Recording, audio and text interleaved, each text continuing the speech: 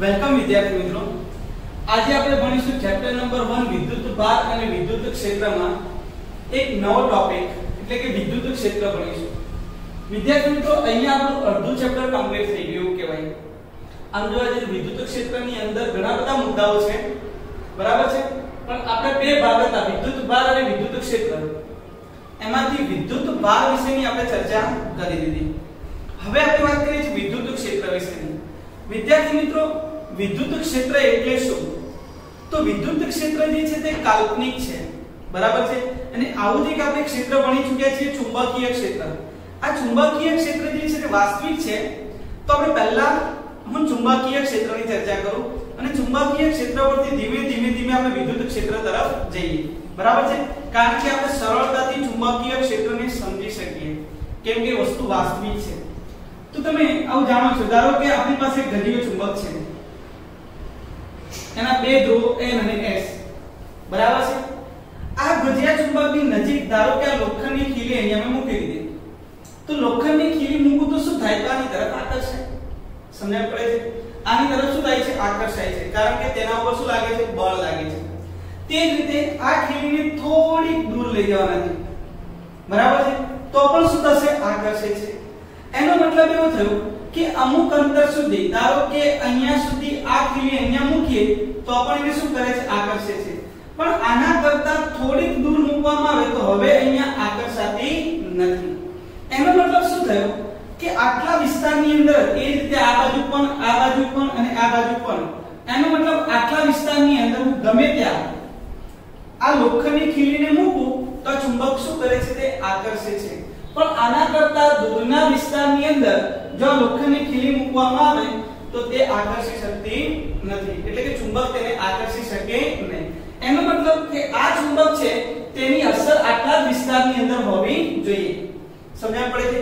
તો ચુંબકની અસર તેની આસપાસના જેટલા વિસ્તારમાં તેની અસર પ્રવર્તમાન હોય તેને તેનું ચુંબકીય ક્ષેત્ર કહે છે. વિદ્યાર્થી મિત્રો, ચુંબકીય ક્ષેત્ર એટલે શું? તો ચુંબકની આજુબાજુના જે વિસ્તારમાં તેની અસર પ્રવર્તમાન હોય તેને શું કહેવામાં આવે? ચુંબકીય ક્ષેત્ર. તે જ રીતે વિદ્યાર્થી મિત્રો, હવે વાત કરીએ છીએ વિદ્યુત ભારની. વિદ્યુત ભારમાં પણ એવું જ કંઈક હોય છે. ધારો કે હું અહીંયા કોઈ વિદ્યુત ભાર લઈ લઉં છું, ધન વિદ્યુત ભાર પ્લસ q વિદ્યુત ભાર લઈ લઉં, બરાબર છે. આપણે વ્યવસ્થિત થિયરીની ચર્ચા કરીએ છીએ તો થિયરી લખાય તે રીતે આપણે ડિસ્કશન કરીએ. ધારો કે આપણે કોઈ વિદ્યુત ભાર લઈએ, બરાબર છે. ધારો કે મેં અહીંયા કોઈ વિદ્યુત ભાર લઈ લીધો, એને ઉગમ બિંદુ પર મૂક્યો છે. કયો વિદ્યુત ભાર? તો પ્લસ q જેટલો, કેપિટલ q વિદ્યુત ભાર. આ q વિદ્યુત ભાર જે છે તેની નજીકના કોઈ વિસ્તારમાં સ્મોલ q વિદ્યુત ભાર મૂકું તો આ પણ ધન ને આ પણ ધન, તો શું લાગે? અપાકર્ષી બળ લાગે. હજુ થોડોક મૂકીએ દૂર તો પણ શું લાગે છે? અપાકર્ષી બળ લાગે છે. હજુ થોડોક દૂર મૂકીએ તો પણ શું લાગે છે? અપાકર્ષી બળ. પરંતુ અમુક વિસ્તાર કરતા વધુ દૂર હું લઈ જાઉં તો હવે તેના ઉપર કોઈ પણ પ્રકારનું બળ લાગતું નથી. એનો મતલબ કે આની અસર જે છે તે આટલા જ વિસ્તારની અંદર હોવી જોઈએ. સમજણ પડે છે? તો વિદ્યુત ભાર અથવા વિદ્યુત ભારથી બનેલા તંત્રની આજુબાજુના જે વિસ્તારમાં તેની અસર પ્રવર્તમાન હોય તેને તે વિદ્યુત ભારનું શું કહેવામાં આવે છે? વિદ્યુત ક્ષેત્ર કહે છે. તો વિદ્યુત ક્ષેત્ર એટલે શું? તો વિદ્યાર્થી મિત્રો, વિદ્યુત ક્ષેત્ર એટલે વિદ્યુત ભારની આજુબાજુનો વિસ્તાર કે જ્યાં તેની અસર પ્રવર્તમાન હોય. તો વિદ્યુત ભાર કે વિદ્યુત ભાર તંત્રની આસપાસના વિદ્યુત ભાર કે વિદ્યુત ભાર તંત્ર એટલે એક વિદ્યુત ભાર હોય તો એક કરતા વધારે વિદ્યુત ભાર હોય. તો વિદ્યુત ભાર કે વિદ્યુત ભાર તંત્રની આસપાસ ના જે વિસ્તારમાં તેની અસર પ્રવર્તમાન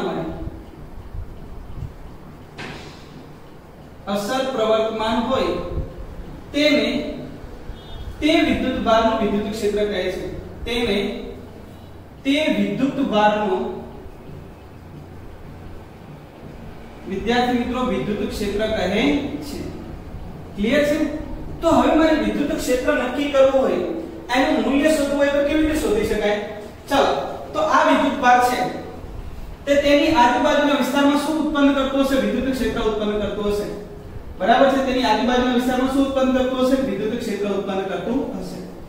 હવે વિદ્યાર્થી મિત્રો, અહીંયા વિદ્યુત ક્ષેત્ર હાજર છે કે નહીં તે નક્કી કરવું હોય તો શું કરવું પડે?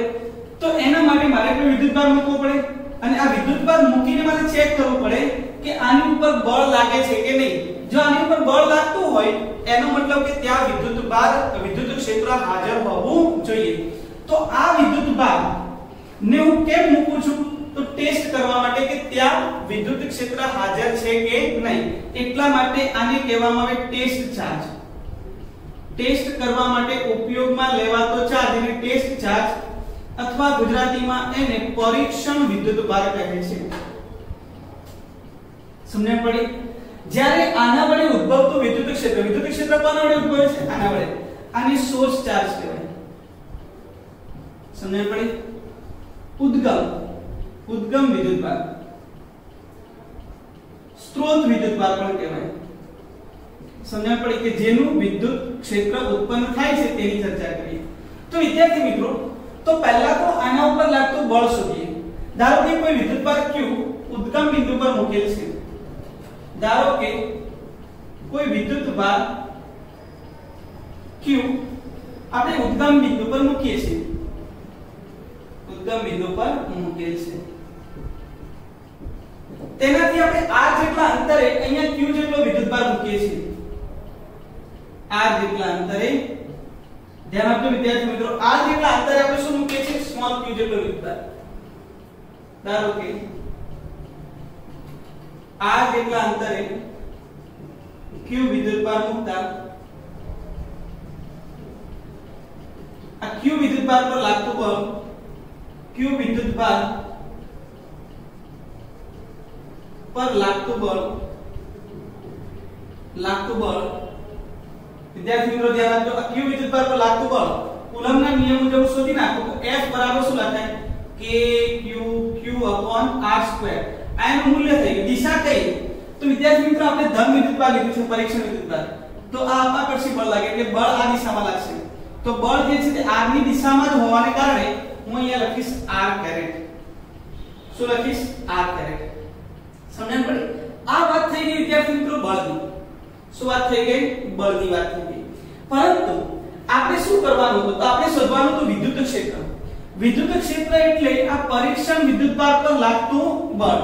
સમજણ પડી? પરીક્ષણ વિદ્યુતભાર પર લાગતું બળ.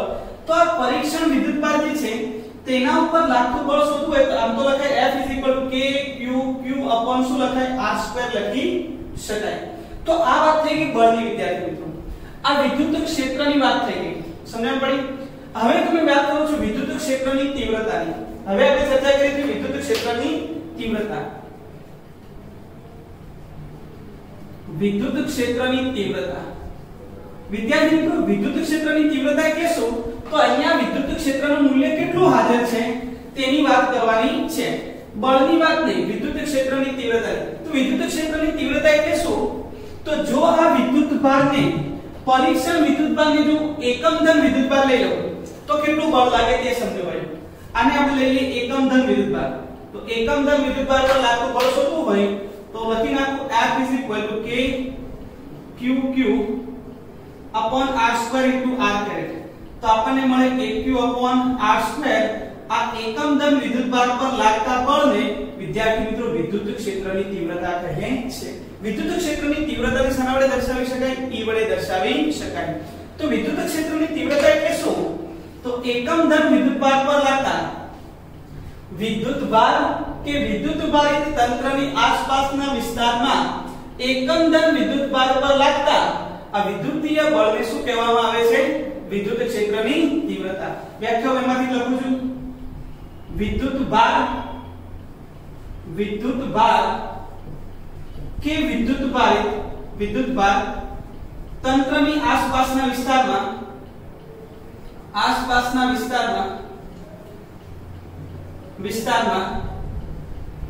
એકમ ધન વિદ્યુતભાર પર લાગતા વિદ્યુતીય બળને વિદ્યુત ક્ષેત્રની તીવ્રતા કહે છે. વિદ્યુત ક્ષેત્રની તીવ્રતા કહે છે। તો એકમ ધન વિદ્યુતભાર પર લાગતું બળ જો મારે દર્શાવવું હોય તો આથી દર્શાવાય વિદ્યુત ક્ષેત્રની તીવ્રતા E બરાબર એકમ ધન વિદ્યુતભાર પર લાગતું બળ એટલે લખી શકાય E બરાબર F/Q અથવા આને લખવું હોય તો લખાય F Q * E। ક્લિયર છે વિદ્યાર્થી મિત્રો? આના પરથી જો વિદ્યુત ક્ષેત્રની તીવ્રતાનું એકમ લખું તો એકમ કેટલું લખાય? હું અહીંયા લખું છું, ધ્યાન આપજો। એનું એકમ લખીએ તો એકમ કેટલો? તો બળનો એકમ ન્યૂટન પ્રતિ શું લખાય? કુલમ। વિદ્યુતભાર છે તે કુલમ છે, ન્યૂટન પર કુલમ। અથવા તો એનો બીજો એક એકમ છે વિદ્યાર્થી મિત્રો વોલ્ટ * મીટર। આ આપણે ચેપ્ટર નંબર 2 ની અંદર સમજીશું। બીજો એકમ કયો છે? Volt * metre. તો એ એકમની વાત થઈ ગઈ। પારિમાણિક સૂત્રની વાત કરીએ। પારિમાણિક સૂત્ર ચાલો મેળવીએ છીએ, ધ્યાન આપજો। બળનું પારિમાણિક સૂત્ર m1L1T-2। વિદ્યુતભારનું લખીશ A1T1 તો આન્સર શું આવશે? m1L1T-3A-1 this is our answer। તો વિદ્યાર્થી મિત્રો ઘણીવાર પ્રશ્ન પૂછાય વિદ્યુત ક્ષેત્ર એટલે શું? સમજાવો। વિદ્યુત ક્ષેત્રની બેઝિક માહિતી પૂછાય તો વિદ્યુત ક્ષેત્રની આ બેઝિક માહિતી તમે આતે લખી શકો। તો વિદ્યાર્થી મિત્રો આ વાત થઈ ગઈ વિદ્યુત ક્ષેત્રની। કોઈક વાર એવું પણ પૂછે બિંદુવત વિદ્યુતભાર વડે ઉદ્ભવતું વિદ્યુત ક્ષેત્ર સમજાવો। તો આ બિંદુવત વિદ્યુતભાર છે એનું વિદ્યુત ક્ષેત્ર સમજાવવું હોય તો બળ અને બળ પરથી તમે વિદ્યુત ક્ષેત્રનું સમીકરણ મેળવી શકો। તો તમે જોઈ શકો વિદ્યુત ક્ષેત્રની તીવ્રતાનું સમીકરણ મળી જાય kq/r²। r કેરેટ તો એની દિશા દર્શાવે છે। વિદ્યુત ક્ષેત્રનું સમીકરણ શું આવે? તો kq/r²। એમાં પરીક્ષણ વિદ્યુતભાર હાજર હોતો નથી। પરીક્ષણ વિદ્યુતભાર હાજર હોતો નથી। ક્લિયર છે વિદ્યાર્થી મિત્રો? તો હવે આપણે નેક્સ્ટ થિયરી સમજીએ। આ વિદ્યુત ક્ષેત્ર જે છે એને અનુલક્ષીને તેના જે અગત્યના મુદ્દાઓ છે તેની હવે આપણે ચર્ચા કરીએ। વિદ્યાર્થી મિત્રો હવે બીજો અગત્યનો મુદ્દો લઈએ, વિદ્યુત ક્ષેત્રની વિશેષતાઓ। આપણે વિદ્યુત ક્ષેત્ર વિશે ચર્ચા કરી હતી, જેમાં આપણે વાત કરી હતી કે વિદ્યુત ક્ષેત્ર E બરાબર લખાય F/Q અને એનું સમીકરણ મને મળે છે kq/r²। વિદ્યાર્થી મિત્રો આ સમીકરણની વાત થઈ ગઈ। એમાં પહેલો મુદ્દો લખીએ। આમાં પહેલો મુદ્દો લખીએ કે એની વિશેષતાઓ કઈ? તો પહેલી વિશેષતા શું? તો E kq/r² ની અંદર q શું છે? તો સ્ત્રોત વિદ્યુતભાર છે। તો જેના કારણે વિદ્યુત ક્ષેત્ર ઉદ્ભવે છે તેને આપણે સ્ત્રોત વિદ્યુતભાર કહીએ છીએ। જેના દ્વારા વિદ્યુત ક્ષેત્ર ઉદ્ભવે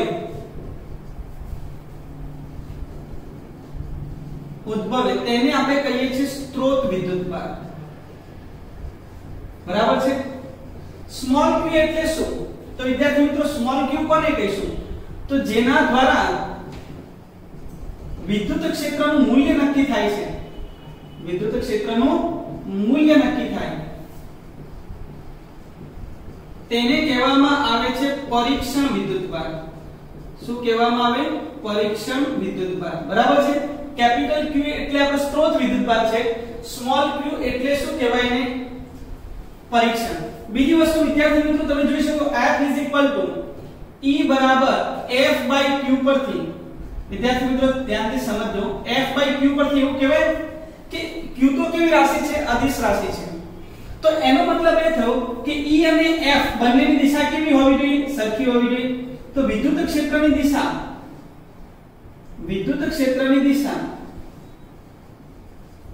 વિદ્યુત બળની દિશામાં હોય છે। વિદ્યુત ક્ષેત્રની દિશા જે છે તે વિદ્યુતીય બળની દિશામાં હોય છે। વિદ્યાર્થી મિત્રો સૌથી અગત્યનો મુદ્દો કે વિદ્યુત ક્ષેત્રનું મૂલ્ય શાના દ્વારા નક્કી થાય? તો પરીક્ષણ વિદ્યુતભાર દ્વારા। આ પરીક્ષણ વિદ્યુતભારનું મૂલ્ય શક્ય તેટલું નાનું હોવું જોઈએ। કેમ? તો જો ધારો કે મારે q વિદ્યુતભાર વડે ઉદ્ભવતું વિદ્યુત ક્ષેત્ર શોધવું છે। આ q વિદ્યુતભાર વડે ઉદ્ભવતું વિદ્યુત ક્ષેત્ર આ વિસ્તારની અંદર આ રીતે મળે આપણને। બરાબર છે? આ રીતે। હવે ધારો કે મેં અહીંયા એક નાનું વિદ્યુતભાર મૂકી દીધું q વિદ્યુતભાર। આ વિદ્યુતભારને પોતાનું પણ વિદ્યુત ક્ષેત્ર હોય કે નહીં હોય? સમજણ પડી? આનું મૂલ્ય જેટલું મોટું હશે એટલું જ વિદ્યુત ક્ષેત્ર આનું પ્રબળ હશે। તો આ બિંદુ પાસે મારે વિદ્યુત ક્ષેત્ર શોધવું હોય તો આનું વિદ્યુત ક્ષેત્ર પણ આવે અને આનું વિદ્યુત ક્ષેત્ર પણ આવે, તો બંને વિદ્યુત ક્ષેત્રની અસર જોવા મળે.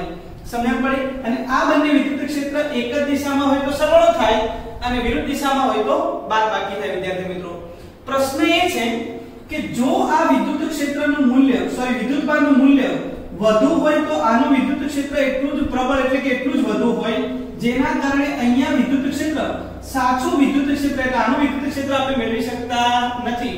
કાં તો આના વિદ્યુત ક્ષેત્રનો વર્ગ સરવાળો થાય, કાં તો આના વિદ્યુત ક્ષેત્રની શું થતી હોય? બાદબાકી થઈ શકે. બરાબર છે? બીજી એક વસ્તુ પણ સમજાવી દઉં, બાદબાકીની વાત કરી દઉં. પરીક્ષણ વિદ્યુતભાર હંમેશા ધન જ લેવાનું. ચાલો આપણે ચર્ચા કરી હતી, હંમેશા એકમ ધન વિદ્યુતભાર જ હોય. આને આપણે ઋણ વિદ્યુતભાર નહીં લઈએ. પરીક્ષણ વિદ્યુતભાર હંમેશા કેવો હોવો જોઈએ? એકમ ધન વિદ્યુતભાર. શક્ય તેટલો નાનો હોવો જોઈએ, જેથી પોતાનું વિદ્યુત ક્ષેત્ર ખૂબ જ ઓછું હોય, જેથી શક્ય તેટલું સાચા વિદ્યુત ક્ષેત્રનું મૂલ્ય તમે મેળવી શકો. એટલે ત્રીજો મુદ્દો, પરીક્ષણ વિદ્યુતભારનું મૂલ્ય, પરીક્ષણ વિદ્યુતભારનું મૂલ્ય શક્ય તેટલું નાનું હોવું જોઈએ. નાનું હોવું જોઈએ, જેથી આપણને સ્ત્રોત વિદ્યુતભાર વડે જે વિદ્યુત ક્ષેત્ર ઉદ્ભવે છે તે વિદ્યુત ક્ષેત્રનું શક્ય તેટલું સાચું મૂલ્ય આપણે મેળવી શકીએ. એટલા માટે પરીક્ષણ વિદ્યુતભારનું મૂલ્ય શક્ય તેટલું કેવું હોવું જોઈએ? નાનું હોવું જોઈએ. હવે વિદ્યાર્થી મિત્રો, બીજા એક મુદ્દાની ચર્ચા કરીએ કે ધન વિદ્યુતભાર હોય, આપણો સ્ત્રોત વિદ્યુતભાર ધન હોય તો એના વિદ્યુત ક્ષેત્રની દિશા કઈ હોય, અને ઋણ વિદ્યુતભાર હોય તો એની વિદ્યુત ક્ષેત્રની દિશા કઈ હોય તેની હું ચર્ચા કરું. ધારો કે મારી પાસે ધન વિદ્યુતભાર છે,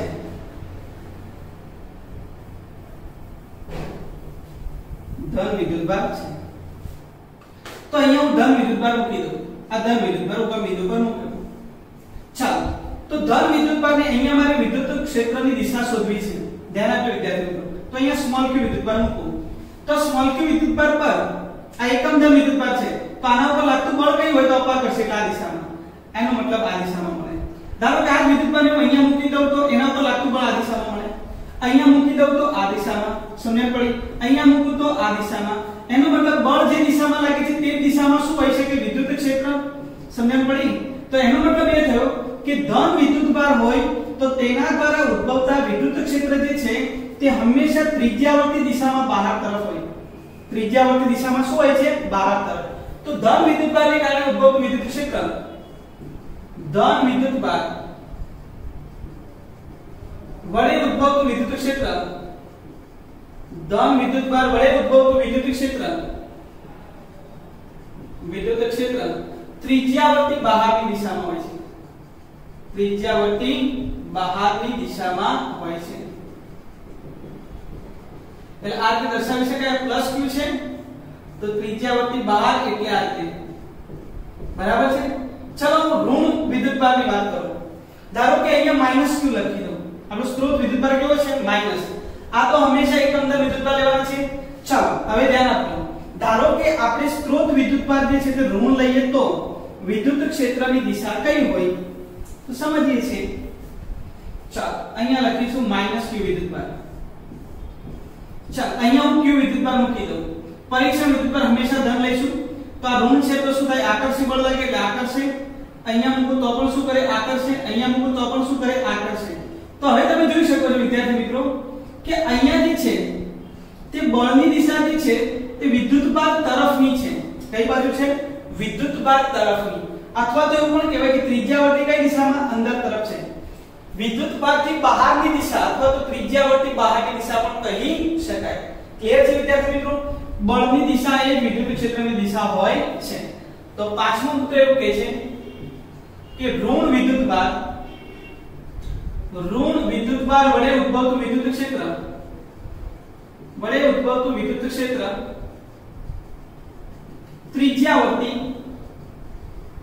ત્રિજ્યાવર્તી અંદરની દિશામાં હોય છે. એટલે કે વિદ્યુતભાર તરફની દિશામાં. બ્રેકેટમાં લખી નાખીશ વિદ્યુતભાર તરફની દિશામાં, અને ઉપરનામાં લખીશું વિદ્યુતભારથી દૂરની દિશામાં હોય છે. ચાલો ક્લિયર છે? હવે બીજી વસ્તુ કે વિદ્યુત ક્ષેત્ર જે છે તે kq by r square એટલે E is proportional to શું લખાય r square. અહીંયા સદિશ લખ્યું છે એટલે r કરેક્ટ લખી નાખો. શું લખાય? વિદ્યુત ક્ષેત્ર જે છે તે અંતરના વર્ગના વ્યસ્ત પ્રમાણમાં હોય છે. સમજણ પડી? અંતરના વર્ગના વ્યસ્ત પ્રમાણમાં વિદ્યુત ક્ષેત્રનું મૂલ્ય એટલે વિદ્યુત ક્ષેત્રની તીવ્રતા અંતરના વર્ગના વ્યસ્ત પ્રમાણમાં હોય છે. વ્યસ્ત પ્રમાણમાં હોય છે. સમજણ પડી? E is proportional to શું લખાય? 1/r². જે રીતે કુલમ્બનો નિયમ જે છે વ્યસ્ત વર્ગનો નિયમ છે એટલે કે એ અંતરના વર્ગના વ્યસ્ત પ્રમાણમાં હોય છે. તે જ રીતે વિદ્યુત ક્ષેત્ર જે છે તે પણ અંતરના વર્ગના વ્યસ્ત પ્રમાણમાં હોય છે. અને વિદ્યુત ક્ષેત્રનો સૌપ્રથમ કોન્સેપ્ટ એટલે કે ખ્યાલ ફેરાડે નામના વૈજ્ઞાનિકે આપ્યો હતો. વિદ્યુત ક્ષેત્રનો ખ્યાલ સૌપ્રથમ ફેરાડે નામના વૈજ્ઞાનિકે આપ્યો. સમજણ પડી? એનો કોન્સેપ્ટ જે છે તે સૌપ્રથમ આપણને કોને આપેલો? ફેરાડે નામના વૈજ્ઞાનિકે સૌપ્રથમ એનો કોન્સેપ્ટ આપેલો.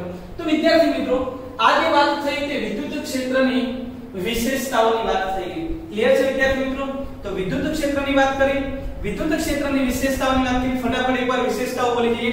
પહેલી વિશેષતા શું હતી? કે ધન વિદ્યુતભાર આપણે જેના દ્વારા વિદ્યુત ક્ષેત્ર ઉત્પન્ન થાય છે તેને આપણે સ્ત્રોત વિદ્યુતભાર કહીએ. જેના દ્વારા વિદ્યુત ક્ષેત્રનું મૂલ્ય નક્કી થાય છે અને પરીક્ષણ વિદ્યુતભાર કહીએ. બરાબર છે? વિદ્યુત ક્ષેત્રની દિશા હંમેશા વિદ્યુતીય બળની દિશામાં હોવી જોઈએ. ત્રીજો મુદ્દો કે પરીક્ષણ વિદ્યુતભારનું મૂલ્ય શક્ય તેવું કેવું હોવું જોઈએ? નાનું હોવું જોઈએ. ધન વિદ્યુતભાર વડે ઉત્પન્ન વિદ્યુત ક્ષેત્ર વિદ્યુતભારથી બહારની દિશામાં એટલે કે ત્રિજ્યાવર્તી બહારની દિશામાં હોવું જોઈએ.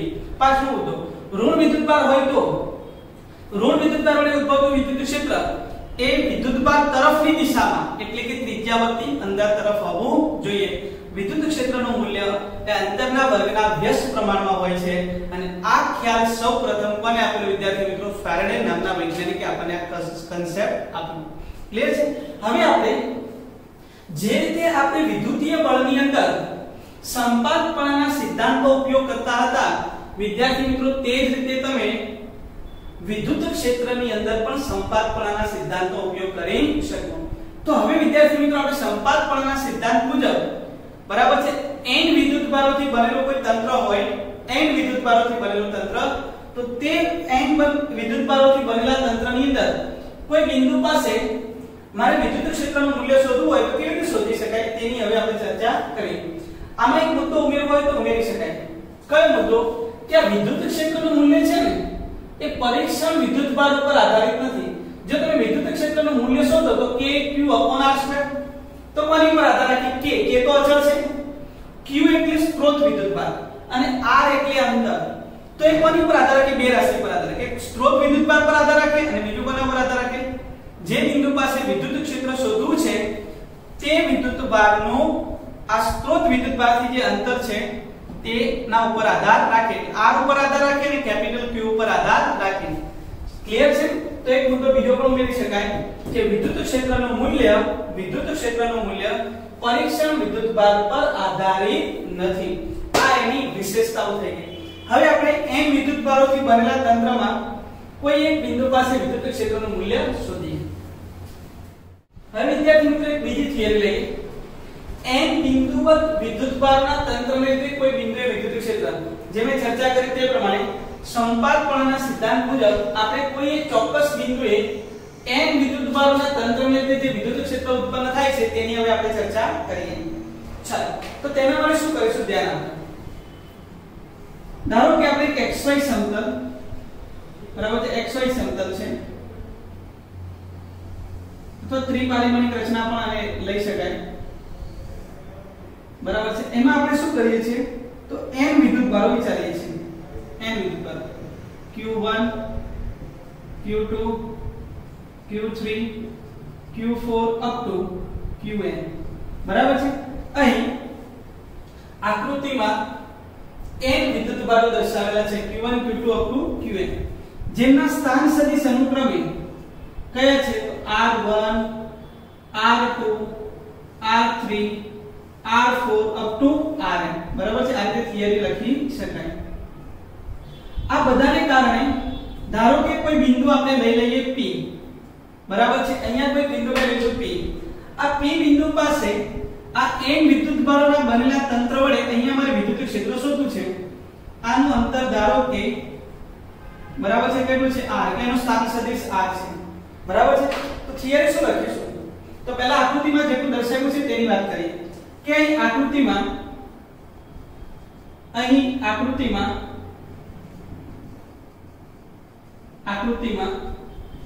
n વિદ્યુતભારો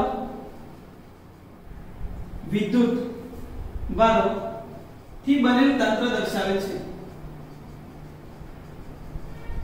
બરાબર છે. અહીં Q1 Q2 up to Qn વિદ્યુતભારો ના સ્થાન સદિશ અનુક્રમે R1 R2 up to Rn છે. R1 R2 up to Rn છે. હવે આપણે બિંદુ P પાસે વિદ્યુત ક્ષેત્ર શોધવું છે. હવે આપણે બિંદુ P પાસે વિદ્યુત ક્ષેત્રનું મૂલ્ય શોધવું છે, જેનો ઉગમ બિંદુથી સ્થાન સદિશ r છે, જેનો ઉગમ બિંદુ થી સ્થાન સદિશ r છે. સમજણ પડી? તેનો ઉગમ બિંદુથી સ્થાન સદિશ કેટલો છે? r છે. તો હવે વિદ્યાર્થી મિત્રો સંપાતપણાનો સિદ્ધાંત શું કહેવા માંગે છે? અહીંયા ઉદ્ભવતું વિદ્યુત ક્ષેત્ર એ Q1 ના કારણે પણ મળે, Q2 ના કારણે પણ મળે, Q3 ના કારણે મળે, Q4 ના કારણે મળે અને Qn ના કારણે મળે. સમજણ પડી? 1 ના કારણે ઉદ્ભવતું વિદ્યુત ક્ષેત્ર E1, E2, E3, E4 અને En. ક્લિયર છે વિદ્યાર્થી મિત્રો? તો હવે સંપાતપણાના સિદ્ધાંત મુજબ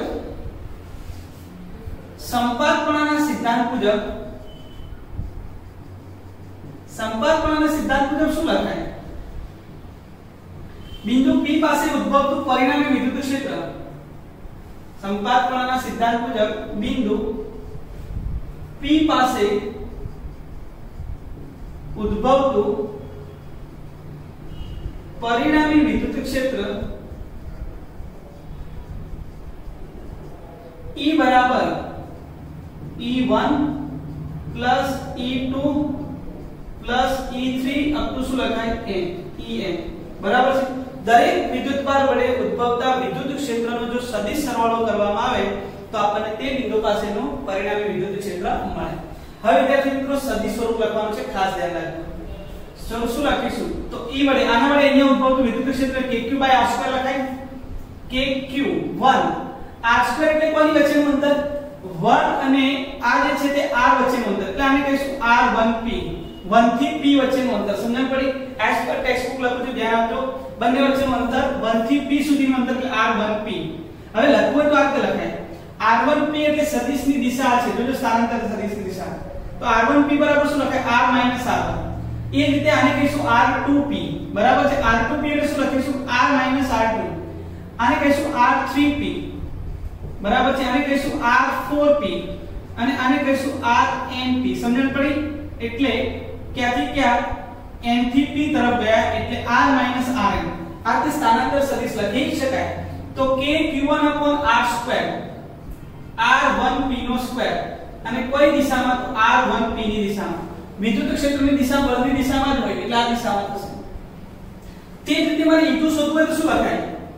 તો Q2 વડે ઉદ્ભવતું વિદ્યુત ક્ષેત્ર kq/r2, બંને વચ્ચેનું અંતર છે r2p અને દિશા કઈ તો r2p ની. એ જ રીતે final kqn rnp whole square અને rnp કેરેટ. બરાબર છે? હવે વિદ્યાર્થી મિત્રો k ને કોમન કાઢી લઈએ, સમેશન કરીએ. I 1 થી n જે રાશિ બદલાતી હોય તે 1 2 3 એટલે કે qi upon rip whole square caret rip. This is our answer. તો આ આપણું પરિણામી વિદ્યુત ક્ષેત્ર મળી ગયું. તો આ પરિણામી વિદ્યુત ક્ષેત્ર જે છે તે આપણા n વિદ્યુતભારોથી બનેલા તંત્ર વડે આપણને કોઈ p બિંદુ પાસેનું વિદ્યુત ક્ષેત્રનું સમીકરણ આપે છે. તો જે પ્રમાણે તમે કુલમ્બના નિયમની અંદર વિદ્યાર્થી મિત્રો સંપાતપણાનો સિદ્ધાંત લાગુ પાડી શકાય તે જ રીતે તમે વિદ્યુત ક્ષેત્રની અંદર પણ લાગુ પાડી શકો છો. તો આ વાત થઈ ગઈ વિદ્યાર્થી મિત્રો n બિંદુવત વિદ્યુતભારના તંત્રને લે કોઈ બિંદુ પાસે વિદ્યુત ક્ષેત્ર શોધવું હોય તો તમે આ રીતે સરળતાથી મેળવી શકો. હવે વિદ્યાર્થી મિત્રો આપણો જે નેક્સ્ટ ટોપિક છે તે નેક્સ્ટ ટોપિક જે છે તેમાં આપણે એક દાખલો લઈ લઈએ. બરાબર છે? એ દાખલો છે જે ખૂબ જ અગત્યનો છે. તેવો એક દાખલો લઈએ ઉદાહરણ નંબર 8. બરાબર છે? ઉદાહરણ નંબર 8 ની આપણે ચર્ચા કરીએ. ટેક્સ્ટ બુક પર એકવાર રીડિંગ કરો વિદ્યાર્થી મિત્રો. ઉદાહરણ નંબર 8.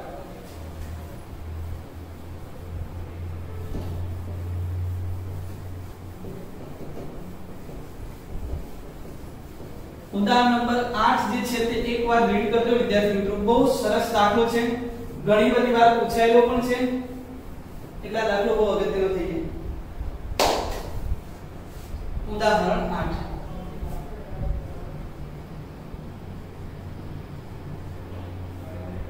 ઉદાહરણ નંબર 8. ચલો વિદ્યાર્થી મિત્રો ઉદાહરણ નંબર 8 ની રકમ વાંચો, ધ્યાન આપજો.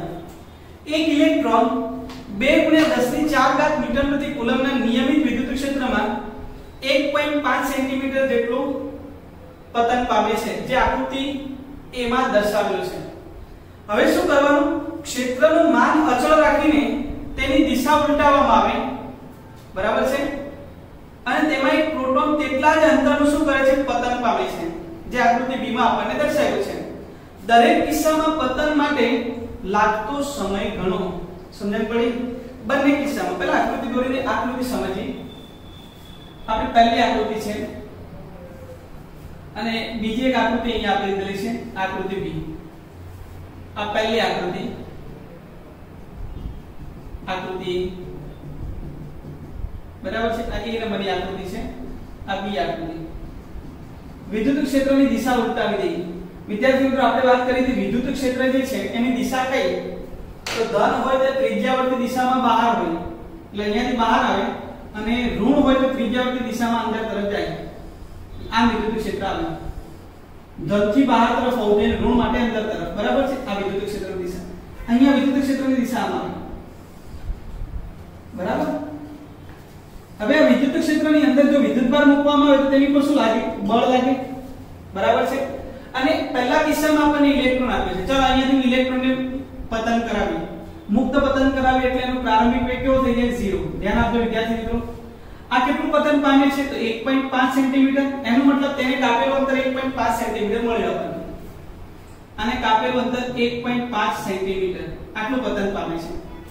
તો અંતર મળી ગયું, પ્રારંભિક વેગ મળી ગયો. તો વિદ્યાર્થી મિત્રો આને કેટલો સમય લાગશે તે શોધવાનું છે. તે જ વસ્તુ અહીંયા આપેલી છે કે આપણે વિદ્યુત ક્ષેત્રની દિશા ઉલટાવી દઈએ અને હવે ઇલેક્ટ્રોનની જગ્યાએ પ્રોટોનને મુક્ત કરીએ તો તેટલું જ અંતર કાપવું તો કેટલો સમય લાગે? વિદ્યુત ક્ષેત્રની દિશા ઉલટાવી દેવામાં આવે. વિદ્યાર્થી મિત્રો પ્રોટોન ધન વિદ્યુતભાર છે, ઇલેક્ટ્રોન ઋણ. ઇલેક્ટ્રોન ઋણ છે એટલે ધન તરફ આકર્ષાય, પ્રોટોન ધન છે એટલે ઋણ તરફ આકર્ષાય. બંને ગતિ કઈ તરફ કરે છે? નીચે તરફ. બરાબર છે? નીચે તરફ ગતિ કરે છે. હવે વિદ્યાર્થી મિત્રો તમને એવો પ્રશ્ન ભી થાય કે જ્યારે મુક્ત પતન પામતું હોય ત્યારે મુક્ત પતનને યાદ કરીએ ત્યારે ગુરુત્વાકર્ષણ યાદ આવે. એના પર પ્રવેગ કેટલો હોય? G હોય. આનો મતલબ અહીંયા બંનેની હાજરી છે. ગુરુત્વીય બળની પણ હાજરી છે અને વિદ્યુતીય બળની પણ હાજરી છે. પરંતુ મેં તમને અગાઉ પણ કહ્યું હતું કે વિદ્યુતીય બળની સાપેક્ષે ગુરુત્વીય બળનું મૂલ્ય ખૂબ જ ઓછું હોવાને કારણે આપણે ગુરુત્વીય બળને કન્સિડર કરતા નથી. ક્લિયર છે વિદ્યાર્થી મિત્રો? તો પહેલા હું થોડો જનરલ દાખલો સોલ્વ કરું છું, કારણ કે જો આખો દાખલો સોલ્વ કરીશ તો પહેલા આખું ઇલેક્ટ્રોન માટે સોલ્વ કરવું પડે અને પછી આખું પ્રોટોન માટે સોલ્વ કરવું પડે. પહેલા હું જનરલ સોલ્વ કરી દઉં, પછી ડિસ્કશન કરીએ. ચલો એક વસ્તુ પહેલા સમજીએ કે એમાં દાખલો ક્યાંથી શરૂઆત કરવાની તે. ચાલો જો ધ્યાન આપો. આનો પ્રારંભિક વેગ છે, અંતર છે અને સમય શોધવો છે. તો એક જ ઇક્વેશન મને યાદ આવે, ફક્ત પ્રારંભિક વેગ વાળું d = v0t + 1/2at². પ્રારંભિક વેગ 0 છે એટલે આ તો 0. વિદ્યાર્થી મિત્રો અંતર આપ્યું છે 1/2. સમય શોધવું છે તો પ્રવેગની જરૂર પડે. આનો પ્રવેગ ક્યાંથી શોધીશું? બોલો આના ઉપર લાગતું બળ કેટલું? તો આ વિદ્યુતીય બળ પર ગુરુત્વીય બળ પણ લાગે અને વિદ્યુતીય બળ પણ લાગે વિદ્યુતભાર પર.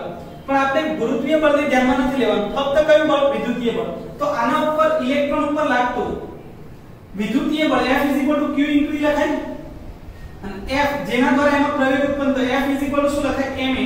તો આના પરથી તમે પ્રવેગ શોધો, આ પ્રવેગને અહીંયા મૂકો અને તેના પરથી તમે સમય શોધી શકો. ચલો તો હવે હું જનરલ લખું છું, પછી ઇલેક્ટ્રોન અને પ્રોટોન માટે સમજો વિદ્યાર્થી મિત્રો. તો ધારો કે કોઈ વિદ્યુતભારને વિદ્યુત ક્ષેત્રમાં મૂકતા કોઈ q વિદ્યુતભાર છે, કોઈ વિદ્યુતભારને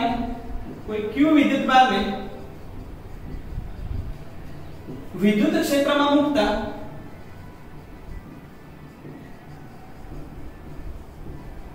તેના પર લાગતું બળ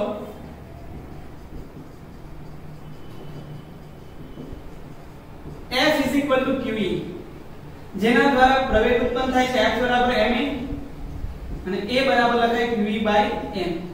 બરાબર છે. ધારો કે વિદ્યુતભારને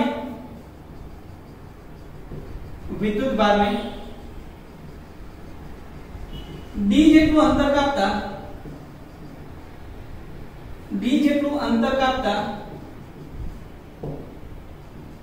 લાગતો સમય t છે.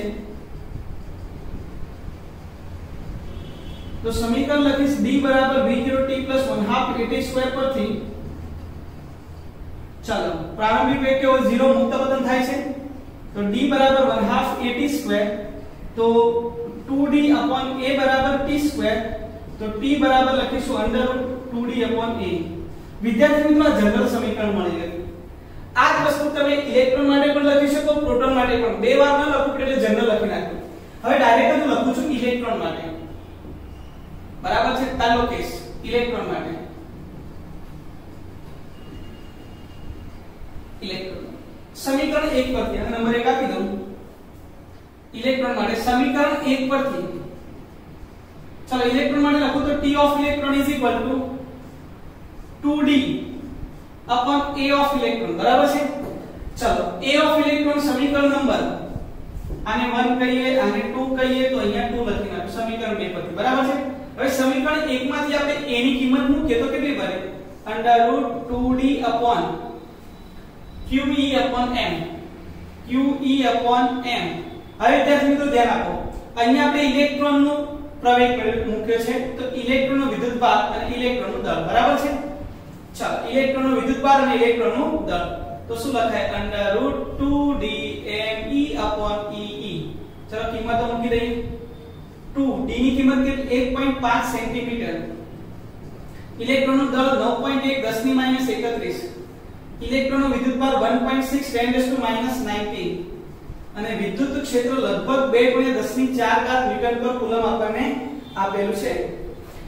તો જ્યારે આપણે આ સોલ્યુશન કરીએ ત્યારે એપ્રોક્સિમેટ આન્સર 2.92 10 - -9 સેકન્ડ મળે. બરાબર છે. એનો મતલબ 2.92 નેનો સેકન્ડ લખાય. તો વિદ્યુત ક્ષેત્ર જે છે કેટલું? તો 2 × 10⁴ એટલે પ્રબળ વિદ્યુત ક્ષેત્રમાં જો ઇલેક્ટ્રોનને મૂકવામાં આવે તો 1.5 સેન્ટીમીટર જેટલું અંતર કાપતા લાગતો સમય કેટલો સમય? સૂક્ષ્મ સમય કહેવાય. એનો મતલબ એનો પ્રવેગ ખૂબ જ વધારે હશે. બરાબર છે. જો તમે ઇલેક્ટ્રોનનો પ્રવેગ શોધો ને વિદ્યાર્થી મિત્રો, તો ઇલેક્ટ્રોનનો પ્રવેગ હું શોધી નાખું છું. ઇલેક્ટ્રોનનો પ્રવેગ A of E is equal to સમીકરણ 1 પરથી જોઈ લો E into E/me 1.6 10 - -19. E એટલે 2 × 10⁴, 9.1 × 10 - 31. વિદ્યાર્થી મિત્રો હું એપ્રોક્સિમેટ કિંમત લખું છું, તમે પછી વ્યવસ્થિત ગણતરી કરીને લખો. 9.1 ને હું 10 લઈ લઉં. જો વિદ્યાર્થી મિત્રો ખાસ ધ્યાન આપજો તો 16 × 2 એટલે 32 એટલે 3.2 10 - 15 અને આ કેટલી થાય? -30. 15 ને -15 + 30 એટલે +15. ઇમેજિન કરો વિદ્યાર્થી મિત્રો, પ્રવેગ કેટલો મળે? 10⁻15 મીટર પ્રતિ સેકન્ડ સ્ક્વેર. સમજણ પડી? આનો પ્રવેગ નીચે તરફ કેટલો? તો લગભગ 3.2 × 10⁻15 મીટર પ્રતિ સેકન્ડ સ્ક્વેર. શું આમાં 9.8 ઉમેરો કે બાદ કરો કે ફરક પડવાનો નથી. સમજણ પડી? માટે આપણે ગુરુત્વીય બળને શું કરીએ છીએ? અવગણીએ છીએ. કેમ કે ગુરુત્વીય પ્રવેગ કેટલો? 9.8. ઇલેક્ટ્રોનનો પ્રવેગ 10⁻15 એટલા માટે છેલ્લે પ્રશ્ન બી પૂછ્યો છે કે આપણે ગુરુત્વીય ક્ષેત્રને કેમ અવગણીએ છીએ, ગુરુત્વીય બળને કેમ અવગણીએ, તો એના પાછળનું કારણ કે ઇલેક્ટ્રોનનો પ્રવેગ તમે જુઓ ખૂબ જ વધારે છે. આમાં તમે g નું મૂલ્ય ઉમેરો કે ન ઉમેરો કોઈ ફરક પડવાનો નથી. એટલા માટે આપણે ગુરુત્વીય અસરને અવગણીએ છીએ. તો વિદ્યાર્થી મિત્રો આ ઇલેક્ટ્રોન માટેની વાત થઈ. તે જ રીતે પ્રોટોનની વાત કરીએ.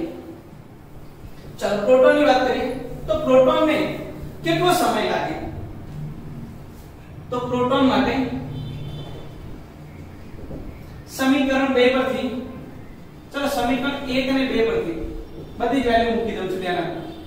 T of proton is equal to under root 2d upon a, a ની કિંમત અહીંયાથી મૂકી દો, QE upon m, QE upon m, but m કોણ હતો, પ્રોટોન નું, વિદ્યુતભાર કોણ હતો, પ્રોટોન, એટલે પ્લસ e આવશે. બરાબર છે. under root 2 into 1.5 into 10 to -2, 1.5 centimetre. Proton નું દળ ઉપર થાય એટલે 1.67 10 to -27 ડિવાઇડ બાય પ્રોટોન નું દળ પણ મળી ગયું. હવે લખીશું 1.6 10 to -90 અને e એટલે 2 * 10⁴. વિદ્યાર્થી મિત્રો આના પરથી તમે પ્રોટોન નો સમય પણ મેળવી શકો. તો પ્રોટોન નો જ્યારે હું સમય મેળવીશ તો મને મળશે 0.13 માઇક્રોસેકન્ડ, 0.13 માઇક્રોસેકન્ડ. તો આને આટલું જ અંતર કાપવા માટે લાગતો સમય 0.13 માઇક્રોસેકન્ડ. આની અંદર ઇલેક્ટ્રોન માટે આપણે લખેલું 2.92 નેનોસેકન્ડ, 92 નેનોસેકન્ડ. તો ઇલેક્ટ્રોન ને શું થાય છે, તો ધ્યાન આપો, ઇલેક્ટ્રોન ને સમય બહુ ઓછો લાગે છે, જ્યારે પ્રોટોન ને એના કરતા સમય કેવો લાગે છે, વધારે લાગે છે. કારણ શું, તો ઇલેક્ટ્રોન નું દળ ખૂબ જ ઓછું છે. ઇલેક્ટ્રોન નું દળ ઓછું હોય એટલે એનો પ્રવેગ કેવો થશે, વધારે. પ્રવેગનું મૂલ્ય વધશે એટલે વિદ્યાર્થી મિત્રો સમયનું શું થશે, ઘટાડો થશે. એટલા માટે ઇલેક્ટ્રોનને તેટલું જ અંતર કાપવા માટે ખૂબ જ ઓછો સમય લાગે છે પ્રોટોનની સરખામણીમાં. ચાલો વિદ્યાર્થી મિત્રો એકવાર પ્રોટોનનો પ્રવેગ પણ શોધી નાખીએ. એપ્રોક્સિમેટ મૂલ્ય શોધું છું, બરાબર છે. પ્રોટોનનો પ્રવેગ શોધું છું. તમારે કેલ્ક્યુલેટરની મદદથી પરફેક્ટ આન્સર મેળવવાના રહેશે. A of proton is equal to E upon m, m of proton 1.6 10 to -19, 2 * 10⁴. આનું મૂલ્ય આપણને મળશે 1.67 10 to -27. ચલો એપ્રોક્સિમેટ મૂલ્ય ઉડાડી દઉં છું. તો 2 * 10⁻15 અને +27, 15 27 એટલે 10⁻12 મીટર પ્રતિ સેકન્ડ સ્ક્વેર. વિદ્યાર્થી મિત્રો જ્યારે હું ઇલેક્ટ્રોનનો પ્રવેગ શોધું છું તો ઇલેક્ટ્રોનનો પ્રવેગ એપ્રોક્સિમેટ 10⁻15 મળતો હતો, દેખાય છે ને, 3.2 * 10⁻15. જ્યારે પ્રોટોનનો પ્રવેગ શોધીએ તો 10⁻12 ના ગુણાંકમાં મળે. આમાં તમે g નું મૂલ્ય ઉમેરો કે ન ઉમેરો કઈ ફરક પડતો નથી. એટલા માટે જ્યારે આ દાખલો સોલ્વ કરીએ છીએ ત્યારે આપણે ગુરુત્વીય બળ અથવા ગુરુત્વીય ક્ષેત્રની અસરને શું કરીએ છીએ, અવગણીએ છીએ. કારણ કે વિદ્યુતીય બળ એ ગુરુત્વીય બળની સરખામણીમાં ખૂબ જ મોટું મૂલ્ય હોય છે. That's why we are ignoring the gravitational field. Clear છે? તો આપણું ઉદાહરણ નંબર 8 કમ્પ્લીટ થઈ ગયું. હવે વિદ્યાર્થી મિત્રો અહીંયા આપણે વિદ્યુત ક્ષેત્રની વાત કરી, એની વિશેષતાઓની વાત કરી, એનો એક દાખલો પણ જોઈ લીધો, બરાબર છે. તો આ સેશનની અંદર આપણે અહીંયા સુધી અટકીએ. વિદ્યુત ક્ષેત્ર અને ફ્લક્સ વિશેનો જે મુદ્દો છે તેને આપણે હવે નવા સેશનની અંદર ભણીશું. હવે વિદ્યાર્થી મિત્રો મળીશું નવા સેશનની અંદર. Thank you.